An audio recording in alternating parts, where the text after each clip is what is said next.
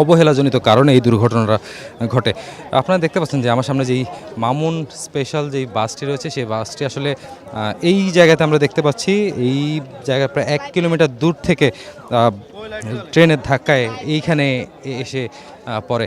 কিছুক্ষণ আগে আসলে আমরা জানিয়েছিলাম যে রেল চলাচল যেই ব্যাঘাতটা ছিল আসলে দুর্ঘটনার পর থেকে ঢাকা চট্টগ্রাম মহাসড়ক এবং কুমিল্লার এই রেল পথের রেল চলাচল আসলে বন্ধ ছিল। কিছুক্ষণ আগে সেই দুর্ঘটনা কবলিত যেই রেলটি ছিল সেটি সরিয়ে নেওয়া হয়, তারপর থেকে এই এলাকার রেল চলাচল স্বাভাবিক হয়।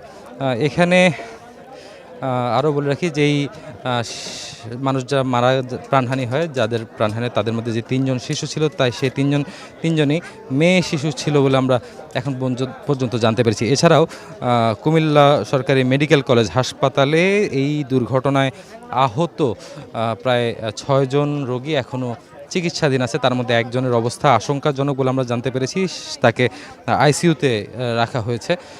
আমরা মন্ত্রী এসেছিল এখানে দুর্ঘটনাস্থল পরিদর্শন করতে, কৃষিমন্ত্রী, আমরা তার সাথেও কথা বলেছিলাম। তিনি আমাদেরকে জানিয়েছেন যদি সেই আহতদের চিকিৎসায় আরও উন্নত চিকিৎসার প্রয়োজন পড়ে সেক্ষেত্রে সরকারের পক্ষ থেকেই যত ধরনের দায়িত্ব নেওয়া প্রয়োজন সকল দায়িত্ব তারা নেবে বলে আশ্বস্ত করেছে।